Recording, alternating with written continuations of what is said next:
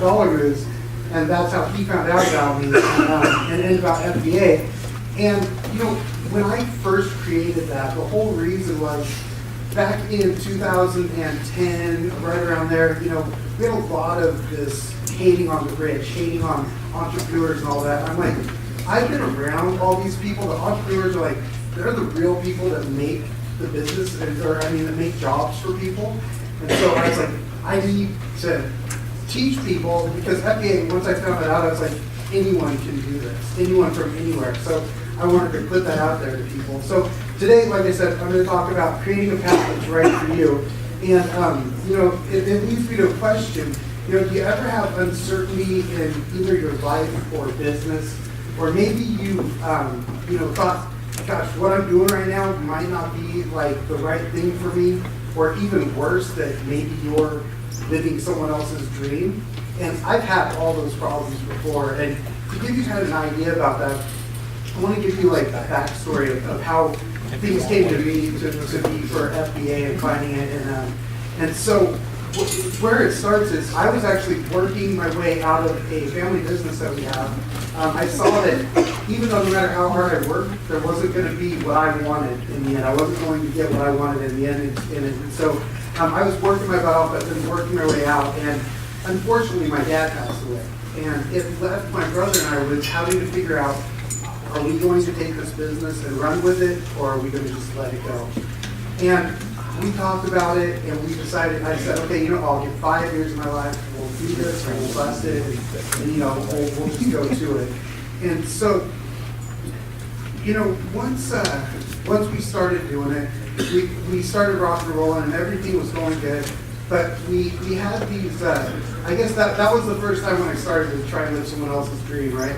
But we started working this business, and I started to have a lot of the problems that most businesses have. My dad had trained these customers. We had 3 large production customers, and he had trained them to be where they could call us at a moment's notice and be like, hey, we need this stuff done yesterday. And it was like junk, you were supposed to do that. Well, I retrained it later, but that's how it was originally, And also there were times whenever we would leave to go somewhere, we had this business and so we'd call our customers and let them know, hey, a month ahead of time, we're heading out of town. If you need anything, let's take care of all this stuff right now, and then we can, because we're going to be leaving town. But invariably, every time we left town, we'd get a call, hey, where are you at? We needed you here yesterday. We need to take care of our stuff. And I'd be like, we gave you a month's worth of time. Another thing with that business too, we started out and we were working these 12-hour plus days, and which was fine, because at the time we were doing it for Dad, right? We were doing it for Dad. We were going to make this thing rock and roll, and we actually were making, the business was making more money than it ever had, because we were, just up in everything. And that was all fine and good, but some of the other stuff was, we had a 7,200 square foot shop, and we call it a warehouse here. I love it that people in FBA, oh, can you not hear me? Sorry. I love it that in FBA, there we go. Now I can hear me. I love it that in FBA, everybody knows what a warehouse is. You know what I mean? Like when I would say to people before, I'd be like, oh, we have a 700 square foot shop. People just kind of look at you like, well, what do you mean? But that's a lot of space, man. So we worked on these 45-foot buses. And in our original shop, it was 1,100 square foot shop, so we could put one coach in, and we would put it in, and we'd have a 45-minute window when we would take one out and put the next one in. And so anyway, we went to the 7,200 square foot shop, and like I was saying, it doesn't have windows. And so there were a lot of times where we would go to work in the morning, and it would be dark. You'd say goodbye to the kids and go to work, and it would be dark. And when you walk outside the warehouse, it was still dark. And you're going home to put your kids to bed, And like I said, at that time, it was okay because we were working hard and we were going to do all that stuff and just, make everything work. And all of a sudden, 2008 hit. And while we had built this business, we could put 4 of these buses in. These are 45-foot buses that they call luxury motor coaches, and they're Prevost coaches that basically the shell of it is, it's for just the shell, wheels, and motor, and the seat for the driver is $500,000. And then they turn that into a $2 million RV. So you can see some of the beautiful stuff at marathon.com or check out their stuff. It's like a land yacht. It's amazing. But it doesn't matter if you're the best if everything stops and they stop production. we had, like I said, our 3 main customers, and we were doing service stuff because of the larger shop, but people quit coming to Eugene, Oregon when 2 of them went bankrupt. One of them was from, they created that business in 1978. Saw a lot of people just get hurt by this. And the other one quit making coaches. And so we started trying to figure out, well, first, we had these employees. And I don't know how many of you guys actually have employees, but when you have employees, they're like family. You want to take care of them, you know? And so we were, we want to take care of them, but there's only so much like floor sweeping you can have someone do when the income's not coming in, you know? Eventually we had to end up letting them go, and we're trying to figure out how do we take care of all this. We still got the overhead of this shop, and so we did what entrepreneurs do. We went out there and figured out a way to make more money. And so we started traveling down to Southern California to where there was a service center and working out of there. And so we would go down to Southern California, drive through the night, 13 to 15 hours to get to where we were going, and we would work for 2 weeks at a time.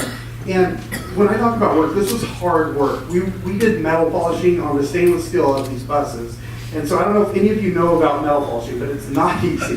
We had a 25-pound buffer, and we would make the outside of these buses basically look, not basically, we made them like jeweler finish, so mirror finish. They're on a $2 million coach, so they'll pay for that. But so we have this 25-pound buffer. We're wearing coveralls, have the headphones, the face mask, the goggles, everything. And like I said, we're going down to Southern California, where it gets 100 degrees outside, right? And so it's hot for shorts, bro. You know, like it was hot. And we would go and we would just and we would do like 10 to 12-hour days every single day. And so, and then we would come back, and we did this for, gosh, we were doing it for probably a couple of years, 2 or 3 years, because we kept expecting the money to come back in. Our family business, again, had been around them since around these customers for almost 20 years. So we were paying the money to keep the business going for the shop that was still, every time we went to California, was still sitting there, right?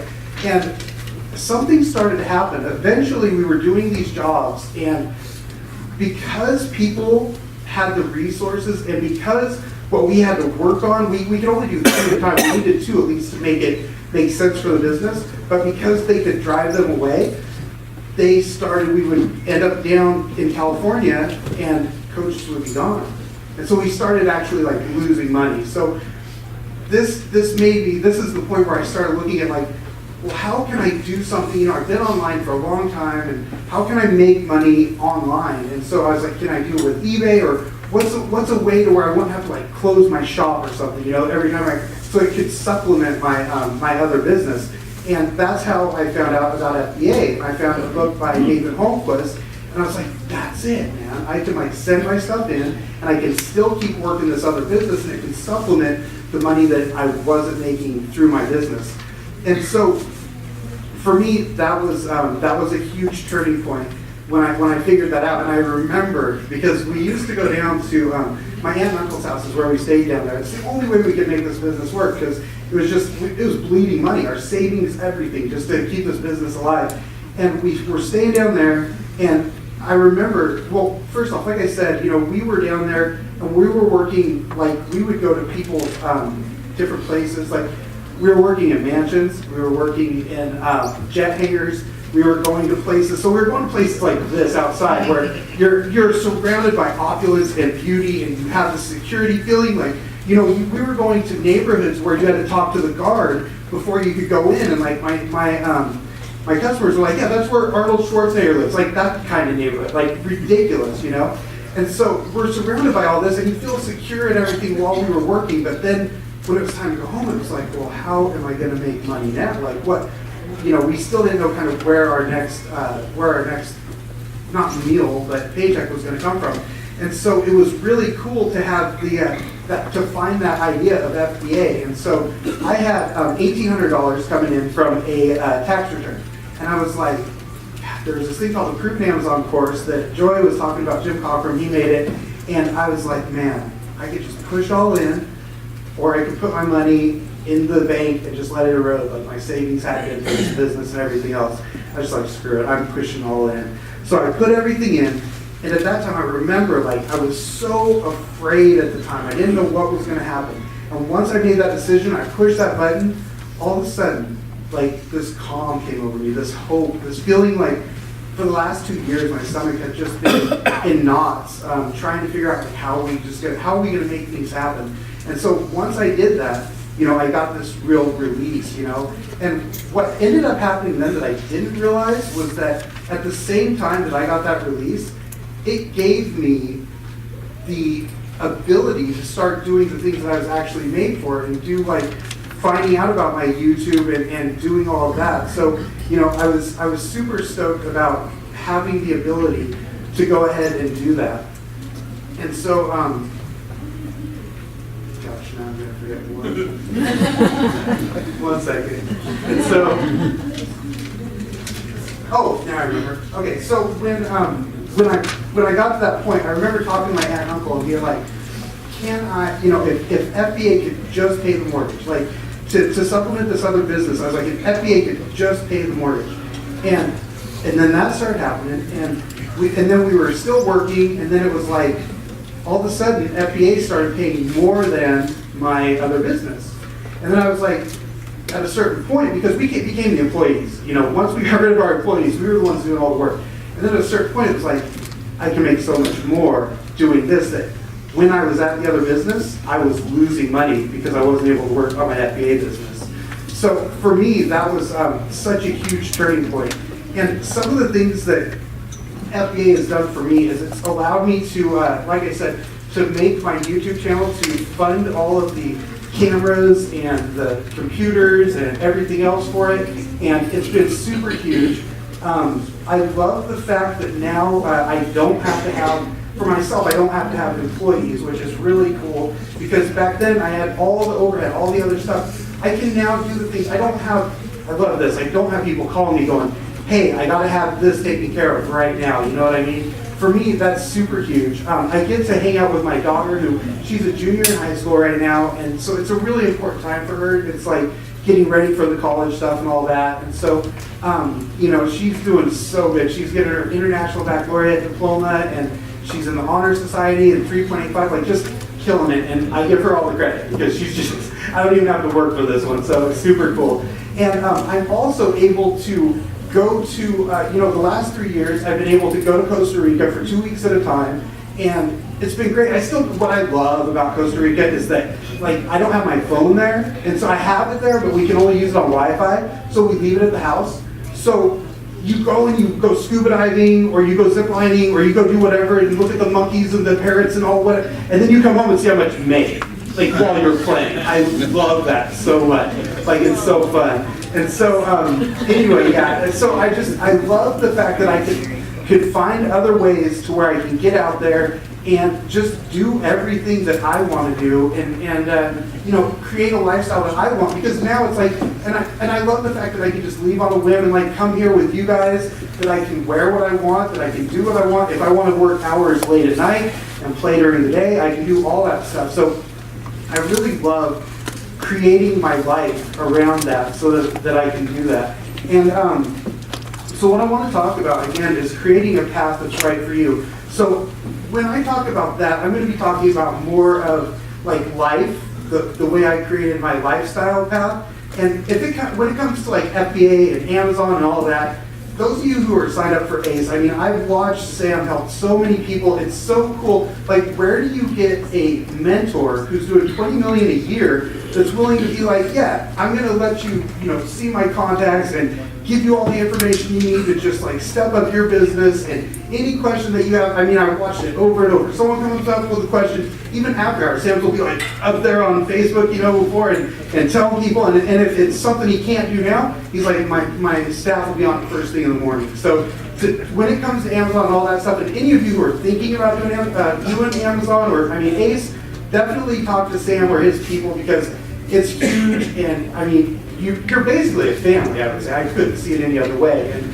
I mean, I was talking to Sam's wife earlier, just introduced myself to her, and when I did a video with Sam, I remember, I'm not an emotional guy, and when I was talking to Sam, and he was talking about how important ACE was to him, and how much it meant to him to be able to help other people, like I totally was like, we were live, and I'm like, I gotta not cry here, you know what I mean? So definitely he's just a guy who's true to his heart, and he wants people to succeed. So I'm definitely talking to him if it's that. But now when it comes to doing lifestyle stuff, I want to tell you, like, so like I said, I had that other business, and I was really constrained to geographical location. I had to have hours, I had to have guys, I had all these different things that kept me in different places and different hours and stuff like that.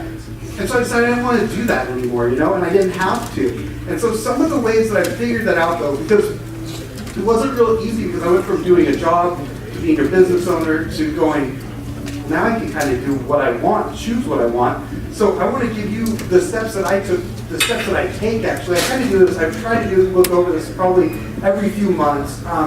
But what I like to do is I like to go out to, well, first off, I like to disconnect. I like to get away. For me, it's the ocean. I love to get to the ocean, and I don't know, man, it's something about the ocean, the sound of the ocean, the smells, I'm not sure, but I think like the sound of the ocean is like, it's louder than the chatter of the stress and everything of out there for me, and it makes me connect to right then. So I get out to the ocean. I like to go out and do a walk, whether it's an hour or 3. Get out there and with no other intentions really than to just be like open to ideas that can help me with my business or with my life. And so I do that. And what I used to go out with a notepad, but I started using a recorder actually, because I like to grab the ideas. I was like, I used to have so many good ideas, and I would just do a walk and then I'd forget about them. So go out there with the recorder, take that stuff, and then I like to write that all down.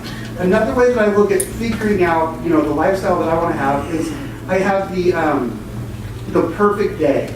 So what I like to do is an exercise of thinking, what would be the perfect day? If you could have the perfect day, what would that look like?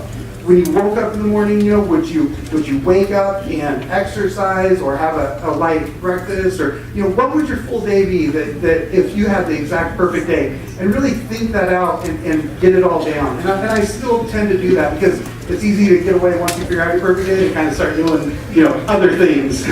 But and another exercise that I do is if you had the best year that you could ever have, if you look back and you just had the best year you could ever have, what would that look like? Who would be the people you have around you? What would have been the things you've done? What would have been the things you'd acquired? How would your business look? If you have the perfect year, you know, it's just to get your ideas going and figuring all of that out. And the last thing that I would recommend, and this one's so funny, is because it seems so hokey to me, but did you guys ever see The Secret? The movie The Secret? Okay. So it's a cool movie, but the whole idea is that, you know, it's the idea of putting out your intentions in there and letting the universe bring it to you, which I believe in some of that stuff. I believe a lot of that, but I think with that movie, they kind of lost the idea of taking action, right? There's the intentions, but you gotta be backed by action.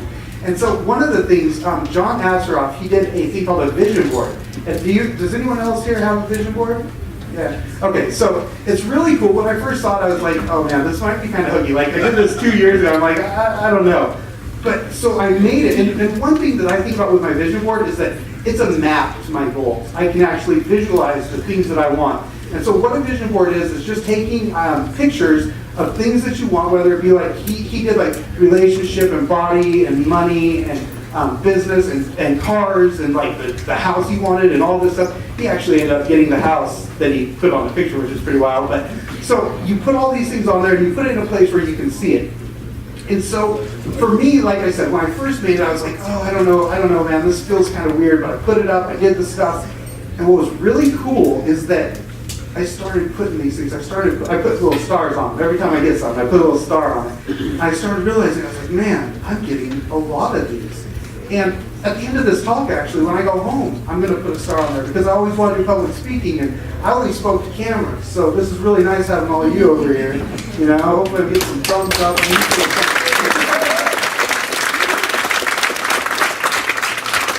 But yeah, it's so doing a vision board is super cool, and if nothing else, it'll validate your actions because you'll see that you've started getting the things that you wanted, and it'll validate those actions. So I want to say, once you figure that out, that really insulates you from things like shiny object syndrome. When you know what you want, you have an idea of what you want, there's lots of stuff that comes out. We see stuff all the time. You're going to hear a ton of stuff here. I've heard stuff here that I'm like, yeah, I want that. But I need to go against whatever my stuff is and see what fits and what doesn't. But when you have it figured out the way that you want your life, you can work your business around it. And so it will keep you from doing the shiny object syndrome, and you can just go, okay, does this fit within what I want to have for my life, or does it not? And either take it or not. And that way you don't get that knee-jerk reaction of like the really nice marketing pieces that might get you to just want to spend money. I know I've spent more than enough on a few different ones. But the other thing it does too is it allows you, when you know what you want, because there's no right or wrong when it comes to making money online. You can do like my friend Andy, he's lived in Thailand for, 3 or 4 years now, and he does his FBA business from Thailand. And there's also people that just do it as a hobby. There's people that do it in their RVs. There's people that, all the way up to doing it like Sam, where you're doing $20 million a year and you have the warehouses and the brick and mortar and the employees and all that stuff. But once you figure out the way that you want it, then you can go, okay, that's the way that I want it or not. And when people start to put up the numbers on Facebook and stuff like that of their Amazon business, when you see that, you can go, okay, that's cool that person is doing that. Either you go, okay, but I don't need to do that much, or you can go, yeah, that's cool and I'm working towards it. But you don't get that feeling of lack of like, I'm not, I'm not making that. I must be doing something wrong. Because you know that you're doing whatever you can to get what you want in there. So lastly, I just want to say here, when you leave here, I know for me with conferences, with events, it's so easy to get excited. We're all around our people. Like we're around the people that are doing the same stuff, talking the same language. It's so easy to get all amped up, see all this new information, go, yeah, I want to do this. And then as things start to happen, life kind of just starts to feel a little normal, and we start to slow down. Man, once you get out of here, get out. If you want to go and try the stuff that I'm talking about, get out there and do it, tomorrow, or as soon as you get away from this, so that you've got that juice, you've got that amp, and you're ready, and you're in that mindset of going forward and doing the things that you want to do, because that way you can get out there and you can lay the stuff down and live a lifestyle that you want to live. And, what's really cool, I think that, I sort of take it for granted at times, the type of lifestyle that we have until I go to another event, and I see all these people that have to take off work to go to that event, or to take off work at all for anything. And I tend to take that for granted because it's like I can just go and come as I please. And also I get to, be an inspiration for other people, for my kids, for people that are just like you, like my neighbors must think I'm a drug dealer because I don't have any real schedule and I have nice stuff and they're just kind of, they must just be, and I sometimes bring a bunch of boxes out of my house and I bring lots of bags of stuff in. I don't know what they think.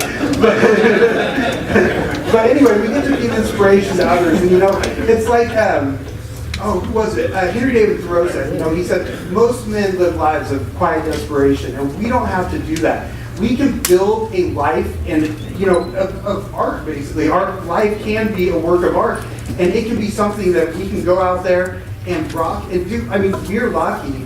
I know that it's easy. It's so easy to take it for granted.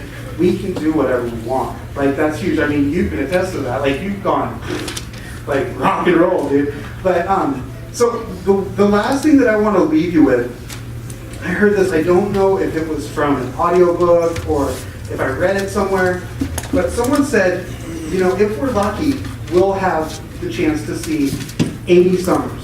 We'll have the chance to see 80 winters. We'll have the chance to see 80 falls. And we'll have the chance to see 80 springs. We're in the springtime right now. And every year, what's it called? A spring or something? Season, thank you. You guys. All right, come sir. Okay. That was perfect. Thank you guys.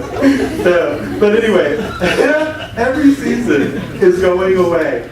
And you never know how many you're going to get. So you might as well live a life that shows, the things that are important to you, that you can do, and go out there and do the things that you really want to do, and live a life that really is a work of art, because we have the chance to do that. We don't have to, I know I'm preaching to the choir here, but we don't have to go to a job, man, So anyway, thanks again, Sam.